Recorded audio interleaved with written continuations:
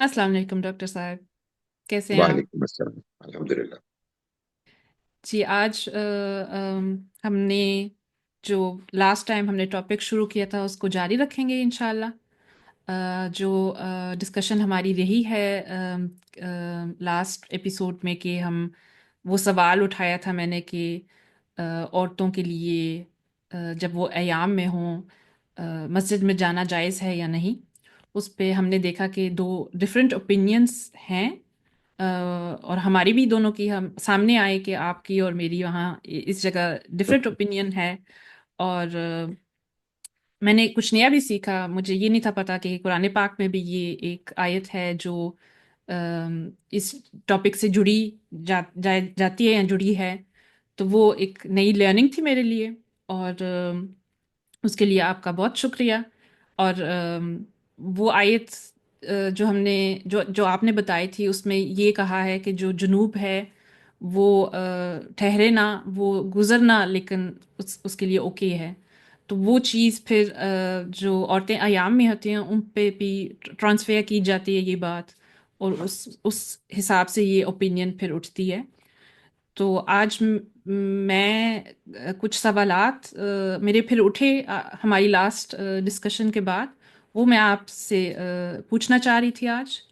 पहला सवाल तो ये है कि अ, हम इस राय को देखें तो फिर ये बात कहाँ बैठती है कि हम गैर मुसलमानों को मस्जिद में इनवाइट करें, जो जैसे हमें पता है उनका भाई ना उनका गुस्ल करने का तरीका होता है, या बिल्कुल जो हैद है, या औरतें आ रही हैं हैद में हमें नहीं पता, या हमें पता है कि वो उस तरह तहारत नहीं करते जैसे हमारे दीन में तकाजा किया जाता है।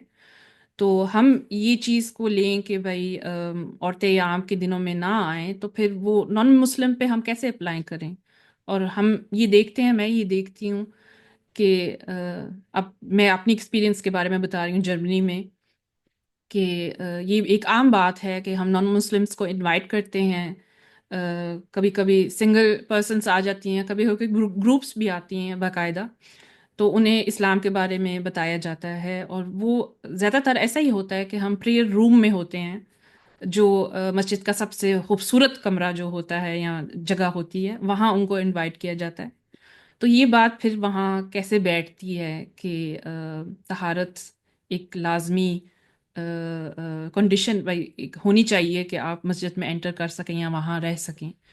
तो ये पहला सवाल मैं आपसे पूछना कर चाह रही थी। देखिए, जो दीन को मेरे नजदीक समझने का तरीका है वो ये है कि हम ये जाने कि दीन के बाज अहकाम बिल्कुल वाज़ेह हैं। और जाहिर है वाज़ेह अहकाम में भी इख्तलाफ हो जाता है। जब इख्तलाफ होगा तो हम ये देखेंगे कि इख्तलाफ कहाँ है। क्या किसी लफ्ज के समझने में है, क्या जुमले के समझने में है, क्या ऐसा है कि कोई बात एक जगह एक अंदाज में कही गई है और दूसरी बात दूसरी जगह दूसरे अंदाज में कही गई है। तो हम दयानतदारी से राय कायम करेंगे। लेकिन आम तौर पर जो मोटे मोटे अहकाम हैं वो बिल्कुल वाज़ेह हैं। बाज इख्तलाफात इसलिए होते हैं कि एक हुक्म दिया गया है, लेकिन उस हुक्म के अलावा उसी हुक्म से फूटने वाले और अहकाम के जो कयास की बुनियाद पर आप फैलाएंगे, इन्फ्रेंस ड्रॉ करेंगे, वो क्या क्या है, उसमें ज़ाहिर इख्तलाफ होगा। मेरे नज़दीक ख़वातीन के हैज का मसला इससे जुड़ा हुआ है। यानी ये बात तो वाज़ेह है कि कुरान मजीद ने ये बताया है कि अगर कोई शख्स हालत जनाबत में है तो वो ना नमाज पढ़ सकता है, ना उसे नमाज की जगह पर होना चाहिए, सिवाय इसके कि वो गुजर रहा हो। लेकिन क्या कोई खातून के जो हैज की हालत में है उनका भी यही मामला होगा? जाहिर है इसमें इख्तलाफ हो सकता है। कुछ लोग ये कहेंगे कि ان کی بھی وہی حالت ہے. دوسرے لوگ کہیں گے کہ نہیں، اللہ تعالیٰ نے تو صرف جنابت کا حکم دیا ہے. میرا خیال ہے کہ اختلاف اصل میں اتنا ہی ہے. اس میں ظاہر ہے یہ پہلو بھی ہے کہ جب ہم یہ جانتے ہیں کہ مثال کے طور پر عائشہ رضی اللہ عنہا نے حج کے موقع پر اس وقت تک طواف نہیں کیا جب تک کہ وہ پاکیزگی کی حالت میں نہیں آ گئیں، اور نبی اکرم صلی اللہ علیہ وسلم بھی ان کے ساتھ ہی مینا میں رہے. تو یہ بھی اس رائے کو مضبوط کرتی ہے کہ جیسے معاملہ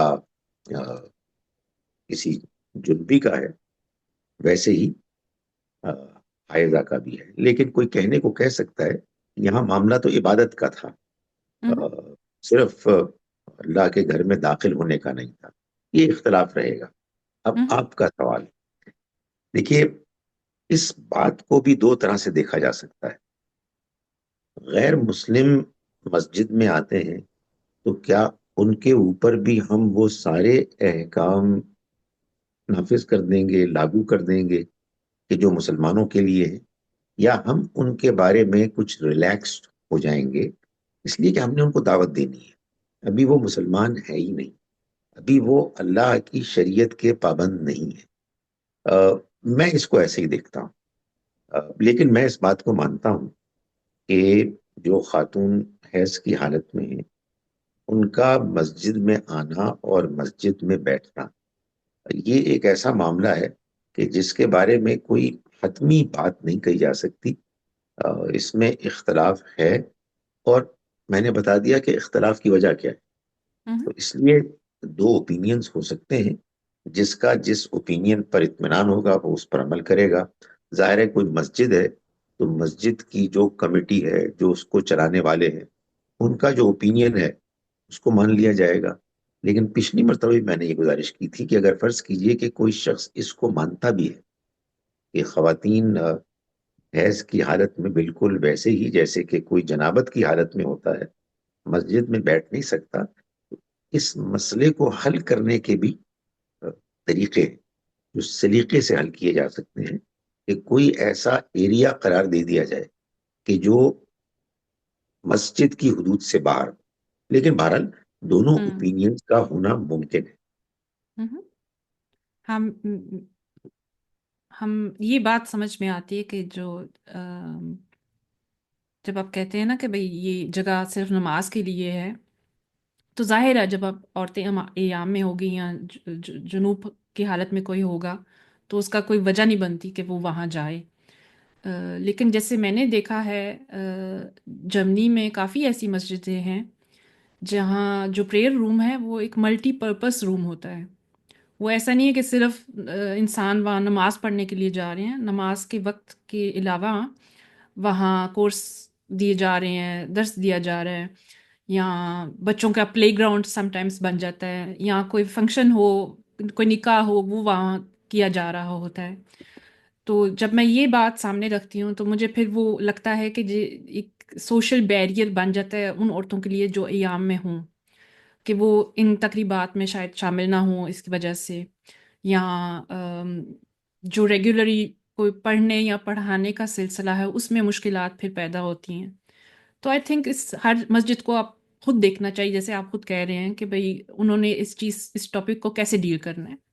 مین پوائنٹ میرا ہے جو کہنے کا وہ یہ ہے کہ it has to be respectful, اور ایسا ہونا چاہیے کہ کوئی رکاوٹ نہ بنے عورتوں کے لیے کہ وہ دین کو سیکھنا جا رہی ہیں یا سکھانا چاہ رہی ہیں، ان کے لیے کوئی مسئلہ نہ پیدا ہو، اور اس ایسا سسٹم، ایسا نظام ہو مسجدوں میں کہ ایام والی عورتیں ان کو باہر نہ بھائی ایکسکلوڈ نہ کیا جائے. یہ میرا آئی تھنک مین پوائنٹ ہے اس ٹاپک میں. جیسی بھی رائے ہو اس کا لحاظ رکھنا چاہیے اور اس کو ویسے دیکھنا چاہیے کہ بھائی ایک یہ جو ایام کے دن ہے ہمارے لیے ایک سوشل بیریئر نہ بنے.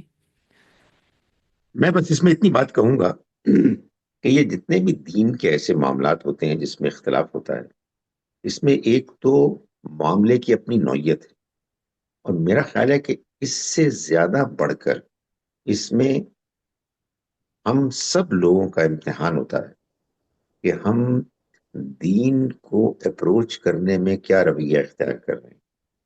کیا ہم واقعی سچائی کو جاننا چاہتے ہیں؟ کیا ہم واقعی دوسرے کا احترام کر رہے ہیں یا نہیں کر رہے؟ کہیں ہم ضد تو نہیں کر رہے؟ کہیں ایسا تو نہیں ہے کہ ہماری کوئی ذاتی غرض ہے جس کی وجہ سے ہم کوئی بات منوانا چاہتے ہیں؟ اور یہ امتحان رہے گا. کسی دوسرے پر ہم الزام تو نہیں لگا رہے، کسی کی نیت پر شک تو نہیں کر رہے. آپ یقین جانیں کہ جو بھی معاملہ آپ دین کا زیر بحث لائیں گی، میں تو کہتا ہوں دنیا کے معاملات بھی، اس میں یہ سارے امتحانات ہوں گے. اور یہی وہ چیز ہے کہ جس کے بارے میں ہر مسلمان کو بہت زیادہ محتاط ہونا چاہیے. ہوں۔ ایک اور پہلو ہے جو میں دیکھتی ہوں اس ٹاپک میں کہ ام، مجھے ایسا لگتا ہے کہ ہمیں ام، ایک کنفیوژن سی ہوتی ہے، جیسے ام، اب جنوب کا جو ایک حال ہے یا حید کا ایک حال ہے، ایک کنڈیشن ہے. یہ ایسا مجھے کبھی کبھی ایسے لگتا ہے کہ لوگ اس کو ایسے لے لیتے ہیں کہ حید آپ کے وجود کا حصہ ہے. آپ کسی چیز کو چھوئیں گے یا آپ کسی جگہ پہ چلیں گے تو وہ بھی ناپاک ہو جائے گی جگہ یا چیز. وہ مجھے ڈیفیکلٹ لگتا ہے کہ جیسے وہ ہوتا نہیں کاسٹ سسٹم میں انٹچبلس، ایسا رویہ مجھے فیل ہوتا ہے کہ بھائی یہ لوگوں نے ہم مسلمانوں نے بھی شاید اس کو ایسا سمجھا ہوا ہے. اور آئی تھنک یہ بھی ایک پرابلم نہیں ہے اس کو ایسے دیکھنا کہ یہ ہمارے وجود کا حصہ نہیں ہے، یہ ایک کنڈیشن ہے جو ڈسکرائبڈ ہو رہی ہے. یہ تو آپ جانتی ہیں، آپ ہی نے مجھ سے وہ حدیث شیئر بھی کی تھی کہ نبی اکرم صلی اللہ علیہ وسلم نے، معلوم ہوتا ہے کہ اس مسئلے کو تو بالکل ختم کر دیا. عائشہ رضی اللہ عنہا اور دوسری ازواج مطہرات کے ساتھ اسی پلیٹ میں ان کی اس کیفیت میں بھی کھانا، اور جی. پھر ان کی گود میں اپنا سر رکھنا اس موقع پر کہ جب وہ حائضہ تھی. یہ نبی صلی اللہ علیہ وسلم کے جو اور اقدامات ایڈ تھے. کروں قرآن پاک کو ریسائٹ بھی کرنا اس جی، سچویشن میں. یہ سب اس لیے ہے تاکہ لوگوں کو یہ بتایا جائے کہ جیسا کہ آپ نے فرمایا کہ اس حالت میں ہونے کے باوجود خواتین کوئی اچھوت نہیں ہوتی. وہ انسان ہوتی ہیں، جیسے انسانوں کے ساتھ معاملات کیے جاتے ہیں ویسا ہی معاملہ ان کے ساتھ کرنا چاہیے. اور اس کی ایک وجہ یہ معلوم ہوتی ہے کہ معلوم ہوتا ہے کہ اہل کتاب میں بعض جو بہت شدت پسند مذہبی لوگ تھے، ان کے ہاں یہ ایکسٹریم آ گئی تھی. تو اس کو دور کیا گیا، اور نبی صلی اللہ علیہ وسلم کی تشریف آوری کی جو بہت سی خوبیاں اور رحمتیں تھیں، ان میں سے ایک یہ بھی بیان کی گئی ہے کہ آپ ان بوجھوں اور ان توقوں کو ختم کرنے کے لیے آئے تھے کہ جو مذہبی دنیا میں لوگوں نے اپنے اوپر لاد دیے تھے. تو یہ اللہ کی بڑی رحمت ہے کہ آپ نے وہ ایک بیلنسڈ متوازن طریقہ بتایا کہ جس میں ایک جانب، اور یہ نہیں بھولنا چاہیے، ایک جانب دین کا جو اصل نصب العین ہے، پاکیزگی، ظاہری بھی اور باطنی بھی، وہ بھی ملحوظ رہے. اور دوسری جانب اس کی وجہ سے کوئی ایسی بے جا تنگی پیدا نہ ہو جس سے زندگی کا معمول متاثر ہو رہا. ہوں۔ اور میں ایڈ کرنا چاہوں گی یہاں کہ ایک اور واقعہ ہے جو حدیثوں میں آتا ہے. ایک سچویشن جہاں نبی پاک عائشہ رضی اللہ عنہ کو انہا کو کہہ رہے ہیں کہ جاؤ مسجد سے ایک پریئر میٹ لے آؤ، ایک مسلح یا ایسی کوئی چیز. تو انہوں نے پھر رپلائی کیا کہ بھائی میں تو پیریڈس میں ہوں، میں کیسے لے کے آؤں.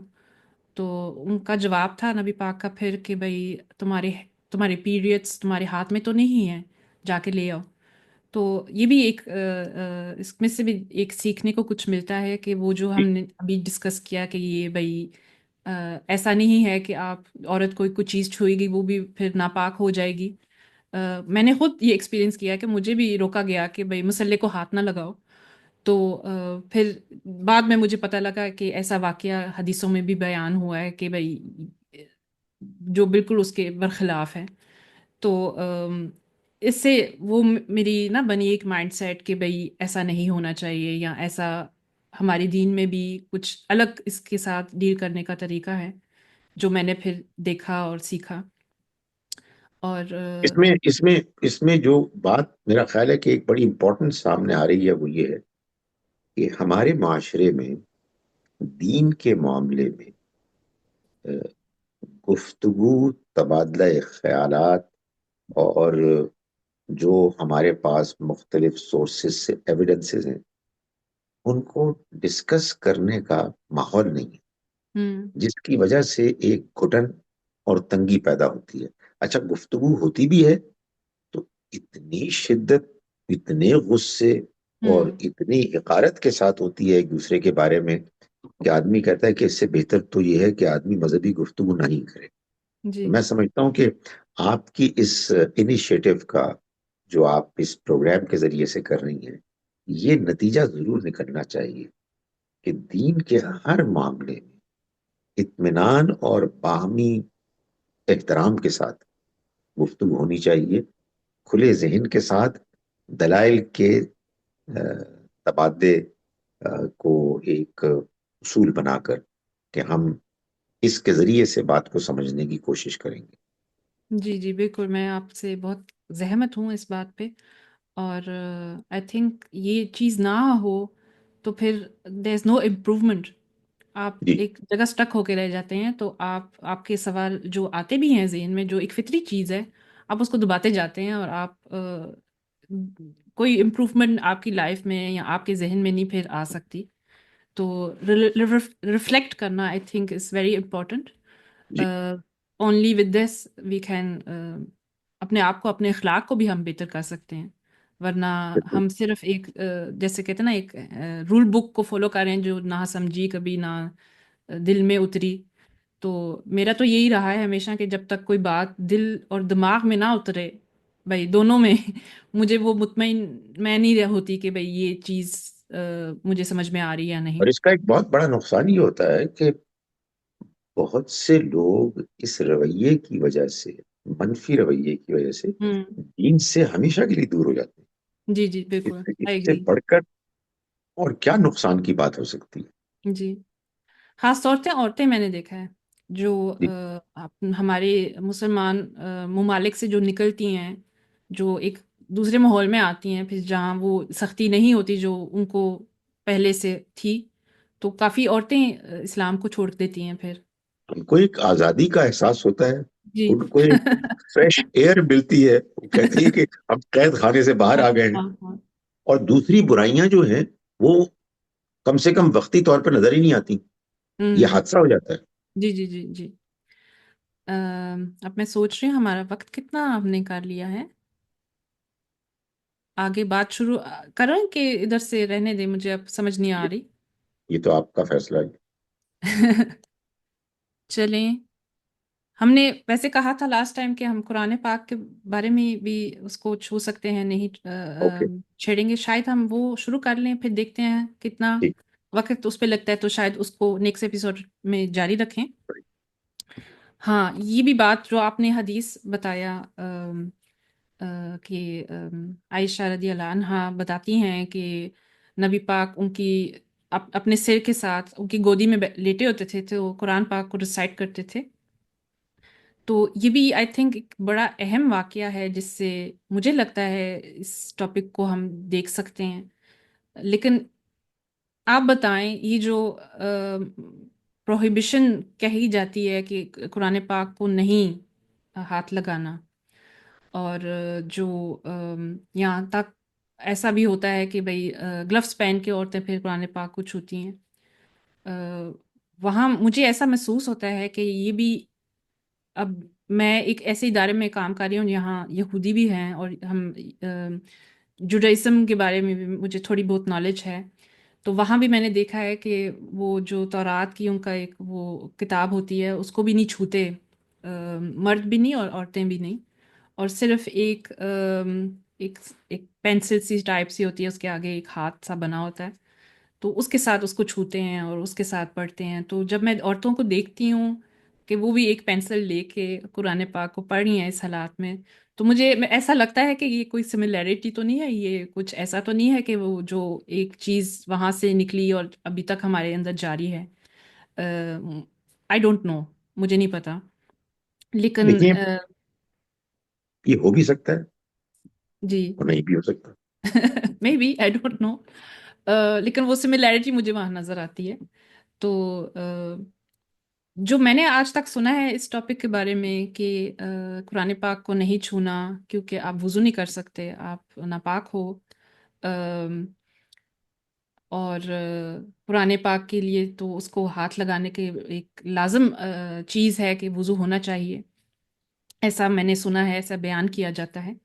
اور اس کی وجہ سے پھر یہ نتیجہ نکالا جاتا ہے کہ بھئی آپ نے قرآن پاک کو نہیں چھونا. آپ کئی تو یہ بھی کہتے ہیں تلاوت بھی نہیں کر سکتے آپ کیونکہ آپ کا غسل نہیں ہے.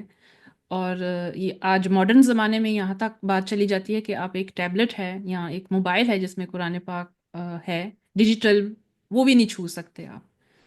تو پہلے تو میں آپ سے پوچھنا چاہتی ہوں کہ آپ کی یہ رائے کیا ہے اس کے متعلق، یا آپ اس ٹاپک کو کیسے دیکھتے ہیں، اور ہمیں کیا بھئی یہ کہاں سے بات اٹھتی ہے، اور جو میں نے آج تک سمجھا ہے میں نے صحیح سمجھا ہے کہ نہیں، یہ میں آپ سے پوچھنا چاہتی ہوں.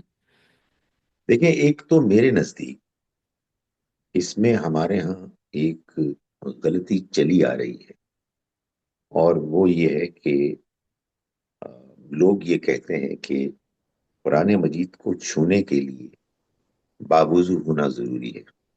میرے نزدیک یہ رائے ٹھیک نہیں ہے.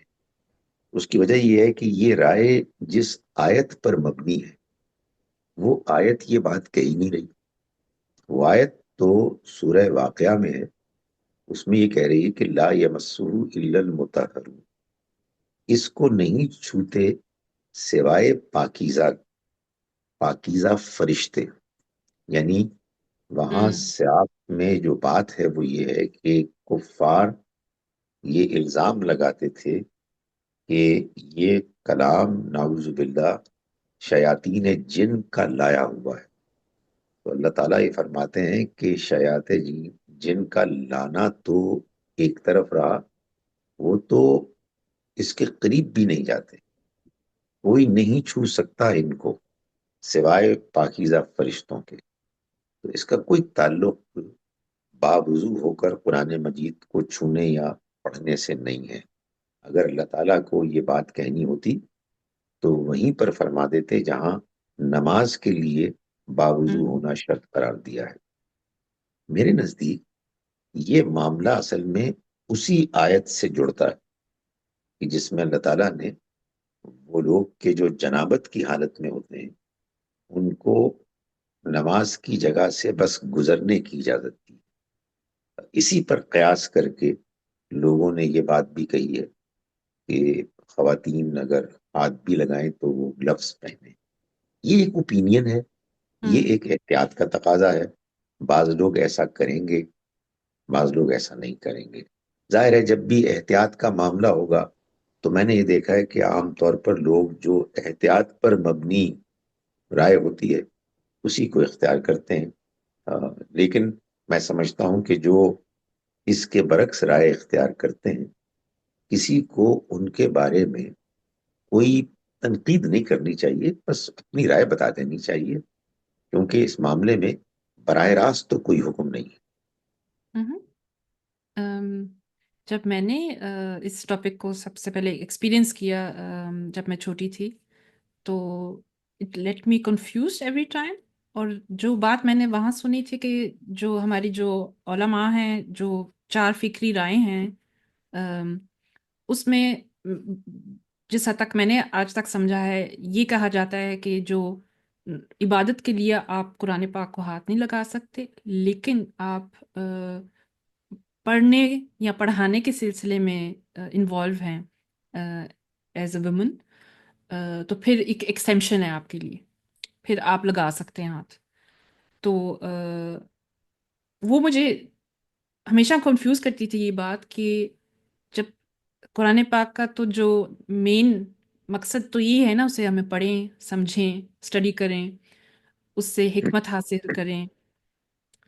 تو یہی تو ایک عام طریقہ ہونا چاہیے قرآن پاک کے ساتھ ڈیل کرنے کا، تو یہ ایکسیپشن کیسے ہوئی؟ یہ تو نارملی نارمل سچویشن میں ایسا ہونا چاہیے. تو یہ بڑی بات مجھے کنفیوز کرتی تھی کہ بھئی یہ صرف پڑھنے یا پڑھانے کے سلسلے میں کیوں ایک ایکسیپشن ہے اس جو فقہا بیان کرتے ہیں، یہ ایک نارمل رول کیوں نہیں ہے. تو یہاں سے مجھے یہ بات سمجھ نہیں کبھی آئی کہ یہ الٹ، مجھے ایسے الٹ لگتا تھا ہمیشہ نا، ایسے یہ تو دوسری طرف ہونا چاہیے، یہ تو نارمل کیس ہونا چاہیے، یہ ایک ایکسیپشن تو نہیں نا. آپ اسے کیسے دیکھتے ہیں؟ دیکھیں، ایک تو میں ایک اصولی بات کہنا چاہتا ہوں کہ یہ ہماری امت میں، اور اس کو کہتا ہے نا چھوٹا منہ اور بڑی بات، لیکن میں یہ کہنا چاہتا ہوں کہ ہماری امت میں یہ ایک بڑا حادثہ ہوا ہے کہ ہم نے فقہا کی رائے کو دین کا حکم قرار دے دیا ہے. ہوں. فقہا کی رائے فقہا کی رائے ہے، ہمیں اس کا احترام ہے. جب تک میں کسی معاملے میں خود براہ راست اللہ کی کتاب اور اللہ کے پیغمبر صلی اللہ علیہ وسلم کی بات کی روشنی میں کوئی رائے نہیں سمجھوں گا، تو اچھا ہے کہ میں کسی عالم، کسی فقیہ کی بات پر ہی عمل کروں، میرے پاس کوئی اور چوائس ہی نہیں. لیکن جب مجھے بات براہ راست اللہ کے دین سے سمجھ میں آ جائے گی، پھر کسی کی رائے کوئی حیثیت نہیں رکھتی. تو یہ رائے ہے، رائے رکھنے کا ان کو حق تھا. ظاہر ہے وہ بڑے عالم تھے، انہوں نے بھی سوچ فہم کے ساتھ رائے قائم کی، لیکن ان کی سوچ، ان کا فہم قرآن، سنت اور حدیث کے مقابلے میں تو زیادہ نہیں. ہوں. ہم ان سے بڑے نہیں ہیں، لیکن ہمارا یہ حق ہے، بلکہ ہماری یہ ذمہ داری ہے کہ ہم جہاں تک ممکن ہو دین کو براہ راست اس کی سورسز سے سمجھیں. یا یوں کہیے کہ جو اللہ کے پیغمبر صلی اللہ علیہ وسلم دین لے کے آئے ہیں، اس کو سمجھنا ہی ہماری ذمہ داری ہے. جب ہمیں بات سمجھ میں آ جائے گی دیانتداری سے، تو ہم اس حکم پر خود عمل کریں گے. تو یہ جو آپ نے رائے بتائی ہے فقہا کی، یہ ان کی رائے ہے، ان کے خیال میں شاید احتیاط کا یہ تقاضا ہے. لیکن جو بات آپ بیان فرما رہی ہیں اس میں بھی بڑا وزن ہے کہ بھلا قرآن مجید کو آ، پڑھنے کی اور کیا وجہ ہو سکتی ہے سوائے اس کے کہ ہم اس سے ہدایت حاصل کریں. یہ کیا بات ہوئی کہ ہم اس کو تعلیم تعلم صرف الفاظ کو سیکھنے یا سکھانے کے لیے تو پڑھیں، لیکن ہدایت کے لیے نہ پڑھیں. تو یہ ڈسکشن جاری رہنی چاہیے. میں آپ کی بات میں وزن محسوس کرتا ہوں. جی شکریہ. آج کا ایپیسوڈ میں ایک قصہ میرے ذہن میں یاد آ رہا ہے جو ہماری، جب میں نے اسلامیات اسٹڈی کی جرنی میں، وہ میں سنانا چاہوں گی، پھر اس ٹاپک کو ختم کرتے ہیں آج کے لیے. شروع شروع میں تھا کہ بھائی ایک لیکچر دیا جا رہا تھا ہمارے ایک اسکالر، اسلام کے بارے میں، ایک کہتے ہیں نا بھائی اسلام کیا ہے، قرآن پاک کیا ہے، بڑا نا جنرل نالج اسلام کے بارے میں دیا جا رہا تھا. تو وہاں صرف مسلمان نہیں تھے اسٹوڈنٹس، غیر مسلمان بھی بیٹھے تھے کافی، تقریباً بڑا ہال تھا، 100 کے لگ بھگ ہوں گے اسٹوڈنٹس. تو جو ہمارے اسکالر تھے انہوں نے پھر ایک وقت ایسا آیا کہ وہ قرآن پاک کے بارے میں بتا رہے ہیں، تو انہوں نے سمجھا اس وقت پھر ایک قرآن پاک میں نا ایک اسٹوڈنٹس کو دیتا ہوں، وہ دیکھ لیں ذرا کیسا ہوتا ہے، خاص طور پہ غیر مسلمانوں کے لیے بھی انہوں نے دیا. تو ہوا کیا وہاں، اور ہمارے یہاں جرمنی میں کو ایڈوکیشن ہوتی ہے، لڑکیاں اور لڑکے اکٹھے پڑھتے ہیں. تو ہوا کیا، وہ قرآن پاک فارورڈ کیا جا رہا تھا، تو ایک جگہ نا وہ آ کے اسٹک ہو گیا، آگے نہ دیا جائے. تو وہ 2-3 لائنیں تھیں میزوں کی، وہ وہاں اٹک گیا اور سمجھ نہیں آ رہی، لوگ پوچھ رہے کہاں گیا، کس کے پاس ہے. تو پھر کسی کے دماغ میں، ایک مسلمان عورت تھی، وہ اٹھ کے 3 میزیں اس نے پار کی، تو پھر وہاں جا کے قرآن پاک اٹھایا، تو پھر آگے فارورڈ کیا. مسئلہ کیا تھا، عورتیں یام میں تھی، انہوں نے چھوا نہیں، تو وہاں سٹک ہو گیا کہیں نا. تو مجھے پھر ایسا لگا کہ یہ کیا ہو رہا ہے. اور ایک طرف تو فنی قصہ ہے، دوسری طرف ایک وہ بھی ہوتا ہے نا کہ بیچاریاں، اب وہ ان سب کو پتہ لگ گیا کہ وہ ایام میں ہیں، اور ان کے لیے کتنا وہ ایک سچویشن پیدا کی گئی کہ بھئی وہ ایک شرم ان کو آئے، یا ان کے لیے ایک ना एक ऑकवर्ड सिचुएशन पैदा हुई। तो वो मुझे याद आता है ऐसी चीज़ों में भाई ये ना उस स्कॉलर ने, वो भी मुसलमान था, इस चीज़ का भाई लिहाज किया कि ऐसा भी हो सकता है। और इस सिचुएशन में फिर एक दफ़ा औरतों को एक ऑकवर्ड सिचुएशन में डाला गया, और गैर मुसलमान भी हाजिर हैं, वो भी पूछ रहे हैं ये हो क्या रहा है, क्यों हो रहा है। और किसी ने, और ये ख़ास बात थी उस वक़्त, जो हमारे लेक्चरार थे, उन्होंने एक भी मौजू उठाया नहीं, और इसको कहते हैं ना डिकंस्ट्रक्ट करना कि क्या हुआ है, वो भी नहीं हुआ। वो ऐसे ना रूम में एक बात रह गई कि भाई ये कोई मसला था, किसी कईयों को समझ आई, कईयों को ना समझ आई, पता नहीं क्या हुआ। तो आई थिंक ये फिर एक किस्सा है जो मैं शेयर कर रही हूँ, जहाँ आई थिंक कि वाज़ेह होता है कि हमें इस पे बात करनी चाहिए, इसको खुल के देखना चाहिए, खुले दिमाग से भी, और ये नहीं कि भाई it it should be normal, it should not be a topic of shame. और ये किस्सा था जो मैंने शेयर किया आपसे। तो इंशाल्लाह अगली दफ़ा मुलाकात होगी फिर नेक्स्ट वीक के। अच्छा। आप कुछ कहना चाह रहे थे इस मौजू पे, या? नहीं, बस मैं सिर्फ इतनी बात कहना चाह रहा था कि वो खवातीन असल में उसी ओपिनियन को अल्लाह का दीन समझ रही थी। तो हम्म। इतना तो उनका एहतराम होना चाहिए जी जी कि भाई बिल्कुल। उन्होंने, लेकिन जब इस तरह का कोई वाकया हो तो फिर यकीनन ये आपकी बात सही है कि उस पर डिस्कशन जरूर होनी चाहिए, ताकि अगर वो खवातीन अपनी राय पर फिर भी मुतमईन है तो दलाइल के साथ मुतमईन रहे। जी और अगर उनको ये एहसास हो कि नहीं, इसके पीछे दलाइल कमजोर हैं, तो उन्हें मौका मिले कि वो सही तरीके से अपनी राय को वापस ले लें। जी। आपका बहुत बहुत शुक्रिया है, बड़ी दिलचस्प रही फिर गुफ्तगू हमारी। तो इंशाल्लाह नेक्स्ट टाइम, मुझे अभी आई डोंट नो राइट क्या करना है, लेकिन मैं आपको सोच के बताऊंगी। तो इंशाल्लाह नेक्स्ट एपिसोड में इंशाल्लाह। हमारी गुफ्तगू जारी रहेगी। बहुत आपका शुक्रिया। बहुत शुक्रिया। खुदा हाफिज। खुदा हाफिज।